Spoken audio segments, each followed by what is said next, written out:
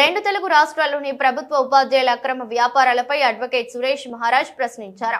ప్రభుత్వం నుంచి జీతం తీసుకుంటూ పేద పిల్లలకు బంగారు భవిష్యత్తును అందించాల్సిన ప్రభుత్వ ఉపాధ్యాయులు తూతూ మంత్రంగా పాఠశాలలు చెబుతూ ఒకవైపు వడ్డీ వ్యాపారాలు, మరోవైపు రియల్ ఎస్టేట్ వ్యాపారాలు చేస్తూ వారి పిల్లలను ప్రైవేటు పాఠశాలలు చదివిస్తూ పాఠశాలలకు వచ్చే విద్యార్థుల భవిష్యత్తు పట్ల నిర్లక్ష్యం వహిస్తున్నారని ప్రశ్నించారు. ప్రభుత్వ ఉపాధ్యాయులు తమ మీద తమకు నమ్మకం లేకనే వారి పిల్లలను ప్రైవేటు పాఠశాలలకు పంపుతున్నారా అదే గనక నిజమైతే మరి పేద విద్యార్థుల పరిస్థితి ఏమిటని దీని మీద ఖచ్చితంగా రెండు తెలుగు రాష్ట్రాల్లో చర్చ జరగాలన్నారు. యూనియన్లు పేద ప్రజల బాగు కోసం పనిచేయాలని, అక్రమ వ్యాపారాలు చేసే వారికి అండగా నిలవకూడదన్నారు.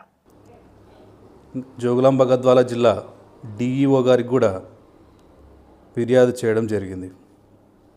ఎందుకంటే ప్రభుత్వ ఉద్యోగులు, ప్రభుత్వ ఉపాధ్యాయులు ప్రభుత్వ పాఠశాలకి వచ్చేవారంతా పేద ప్రజల పిల్లలు. వారి జీవితాలు, వారి భవిష్యత్తు గురించి ఆందోళన చెంది ఈ నిర్ణయం తీసుకోవడం జరిగింది.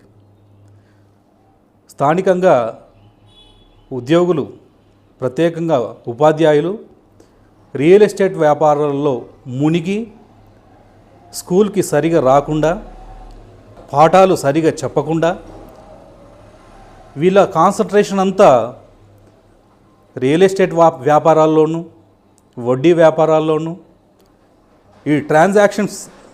ఈ మనీ ట్రాన్సాక్షన్స్ సంబంధించిన వ్యవహారాల్లో నిమగ్నమై ఉన్నారు.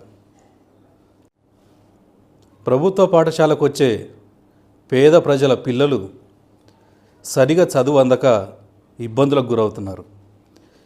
ఈ ఉపాధ్యాయులేమో ఎప్పుడెప్పుడు స్కూల్ వదులుతారు, ఎప్పుడెప్పుడు వెళ్ళి రియల్ ఎస్టేట్ వ్యాపారాలు చేసుకోవాలి అనే దృష్టికోణంతో వీళ్ళు బయటనే కాన్సన్ట్రేషన్ చేస్తున్నారే తప్ప పిల్లల చదువుల మీద కాన్సన్ట్రేషన్ చేయట్లేదు.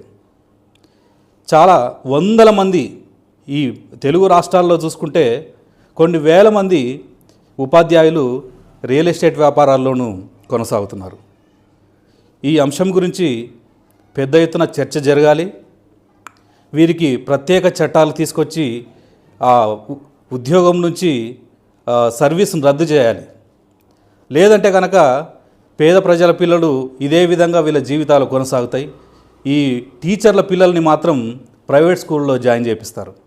అంటే వీళ్ళు సరిగా చదువు చెప్పట్లేదా, వీళ్ళ మీద నమ్మకం లేక ప్రైవేట్ స్కూల్లో వదులుతున్నారా? ఆ పరిస్థితి ఎందుకు వచ్చింది? ఒక్కరంటే ఒకరు కూడా ప్రభుత్వ పాఠశాలకు పంపించిన టీచర్ లేడు. రాష్ట్ర వ్యాప్తంగా దీన్ని సర్వే చేసుకోండి. వాళ్ళ పిల్లల్ని ప్రభుత్వ పాఠశాలలో జాయిన్ చేయించండి, వారికి చదువు చెప్పండి. వీళ్ళేమో పేద ప్రజల పిల్లలకు చదువులు చెప్పి వీళ్ళని ఆగం పట్టిస్తున్నారు. వాళ్ళ పిల్లలనేమో ప్రైవేట్ స్కూళ్ళలో, ప్రైవేట్ హాస్టల్లో పెట్టి చదివించుకుంటున్నారు. ఇక్కడేమో ప్రభుత్వ పాఠశాలలో చదివినటువంటి పిల్లలు ఈరోజు మొబైల్కి అడిక్ట్ అయ్యి వాళ్ళ జీవితాలు నాశనం అయిపోతున్నాయి. గేమ్స్కి అడిక్ట్ అవుతున్నారు. ఇళ్ళ కాడ సరిగా చదవడం లేదు. వీళ్ళేమో